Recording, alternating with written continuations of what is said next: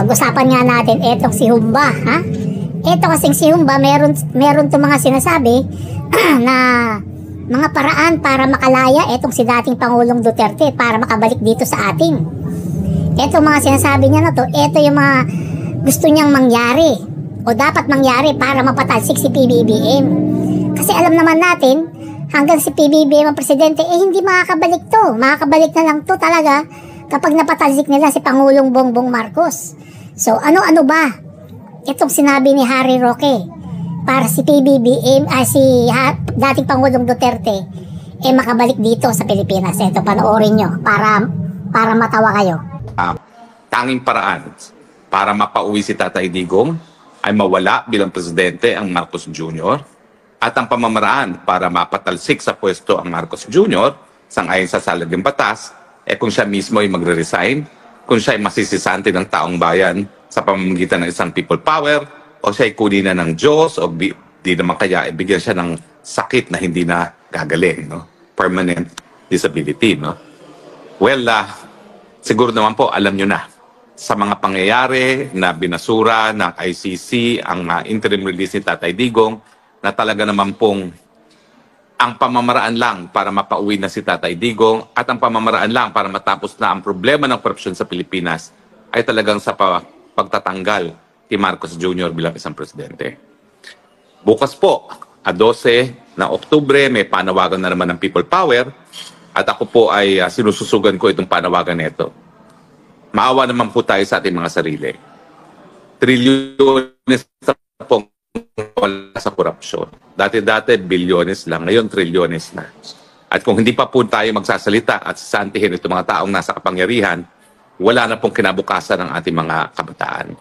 Maawa naman po tayo sa ating mga kabataan. Well, bukas po, merong nanawagan na ang People Power sa EDSA pa rin. Pero hindi po sa EDSA Shrine, hindi sa Aguinaldo, Camp Aguinaldo, kung hindi doon sa labas ng gate ng Forbes Park sa Buendia. Sinususugan ko rin po yan, ganyang panawagan, at ito po ay galing kay Congressman Miao Miao. Bakit po sa Forbes Park? Well, alam naman po natin ang Forbes Park at tirahan ng pinakamayayaman na mga pamilya sa ating bayan. Kasama na po dyan si Tambaluslos, na for some reason, ang dami-daming bahay dyan sa Forbes Park. Hindi po bababa sa 6 ang bahay niya dyan. At ang isang bahay ngayon sa Forbes Park, hindi po bababa sa 2 bilyon ang presyo. Dyan din po nakatira ang Marcos Jr. na alam natin ay kabahagi ng pamilya na nasa listahan ng Guinness Book of World Records sa pinakakorap sa buong daigdig. May bahay din po dyan si Zaldico. At napakadami po mga congressman at senatong na may bahay din dyan sa Forbes Park. Ang nakapagtataka po, kung ikaw ay taong gobyerno, hindi mo talaga ma-justify kung paano ka makakabili ng bilyon-bilyong halagang na bahay dyan sa Forbes Park. Talaga po pag ikaw ay taong gobyerno, ang presumption po talaga, ikaw ay nagnakaw. Kaya ikaw ay nakakuha ng bahay dyan sa Forbes Park. Kaya naman po tama ng panawagan na ang People Power ngayon sa EDSA pa rin, pero imbis na doon sa lugar na pinangganapan ng EDSA 1 and EDSA 2, doon sa malapit sa EDSA Shrine at sa Corner Ortigas, dito naman tayo sa Buendia. So yan, nakita nyo ha? Talagang malupit ang panawagan itong si Harry Humba, ha?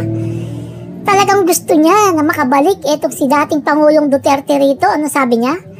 Kailangan daw mapatalsik si PBBM. Unang paraan. Pangalawang paraan, kung mamatay. Pangatlong paraan, kung mabigyan ng sakit si Pangulong Bongbong Marcos na wala ng galing-galing, wala ng lunas. Yan. Sa tingin ko, lahat ng sinabi niya tumatama kay dating Pangulong Duterte. Ha? Kay dating Pangulong Duterte tumatama imbis na kay PBBM. Oh, isipin ninyo ha. Sabi nito kailangan daw kung mamatay si PBBM, ha? Mamatay daw dapat para makauwi si dating Pangulong Duterte. Sino pa kaya unang mamamatay? Sa tingin nyo? Sino unang mamamatay? Yung itsura ng isa, ikumpara mo sa itsura ni PBBM. Yun, tingin ko hindi na siguro abutin ng ilang taon yun. Diba? Ito kasi si Harry Roque. Kaya lagi silang nabibigo. Ha? Kaya laging sumasablay yung mga panawagan nila na patalsikin si PBBM. Alam kasi ng Diyos kung sino yung tama at mali. Alam ng Diyos kung sino yung nasa panig ng kabutihan at kung sino yung nasa panig ng kasamaan. Alam ng Diyos kung sino yung mabait at kung sino yung magnanakaw. At alam ng Diyos kung sino yung nagmamalasakit at kung sino yung manyakis. Alam ng Diyos yan. Kaya hindi nila mapababa si PBBM. Mismong Diyos ang nagpuprotekta kay PBBM. Isipin nyo. Di ba? Ilang beses na nilang tinangka magkudita. Ilang beses na nilang tinangka mag people power. O may nangyari ba? Wala. Pinagtatawanan lang sila ng mga Pilipino. Di ba? Aminin natin yan, pinagtatawanan lang sila. Ilang beses sila nag people power. Walang nangyayari. Dati nagmaimaisog pa sila. Monthly yun, maisog. O ano nangyari? Ayun, nakulong si Duterte. O, di ba? O, wala pang ginagawa si PBBM dyan, ha? Wala pang ginagawa. Ang gumagawa lang lahat ng mga yan ay yung tanging nasa yung Diyos natin ang gumagawa ng mga yan. Kaya nakulong si Digong. Kaya si PBBM hindi mapatalsik kasi nga pinuprotektahan siya ng Diyos. Yun ang totoo dun. O ngayon, may niluluto kayong people power mamaya. Dun sa harapan ng Forbes Park sa may Buendia Road. O, isipin ninyo, ha? Isipin ninyo. What if hindi na naman kayo magtagumpay? Eh di pagtatawanan na naman kayo. Lalait-laitin na naman kayo. Dudura-duraan na naman kayo ng maraming Pilipino kasi sablay na naman yung people power nyo. Di ba? Hindi ba kayo nahiya? Puro kayo people power. Pero yung nagpupunta, 200 lang, swerte na umabot. Di ba? Ilang beses na kayo nag-people power sa EDSA Shrine? May nangyari ba? Wala. Kasi pinakamarami nagpunta, 200.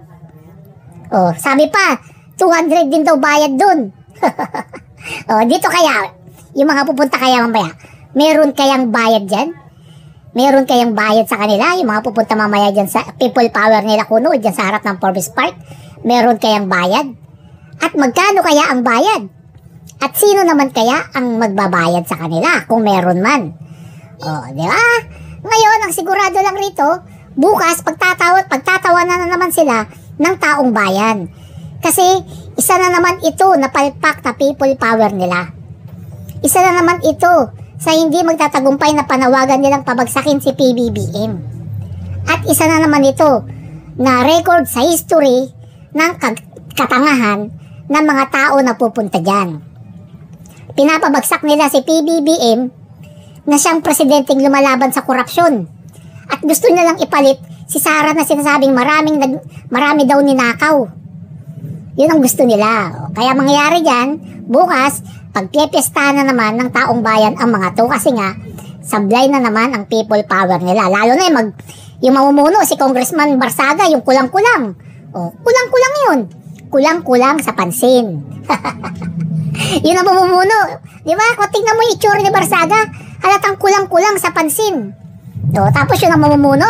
Naku, ewan ko na lang. Ewan ko na lang talaga. O, malamang talaga, sablay na naman ang people power nila. So, kayo, hintay-hintay tayo bukas ha, para may pagtatawanan tayo, siguradong sigurado. Pagtatawanan na naman to ng mga Pilipino. Kasi yung people power nila na yan, hindi yan magtatagumpay. Kasi sila ay hindi maganda ang laman ng kanilang puso. Gusto nila patalsikin ang matino na presidente at ipalit ang isang maanumalya na leader kuno ng Pilipinas. Di ba? So bukas, abangan natin yan para may pagtawanan tayo. So muli, pakishare po itong ating YouTube, ating vlog. Pakisupport na rin itong YouTube natin, pakisubscribe at bagong-bago itong YouTube natin. Dito tayo mag-vlog ng YouTube natin. Salamat po. Magandang umaga.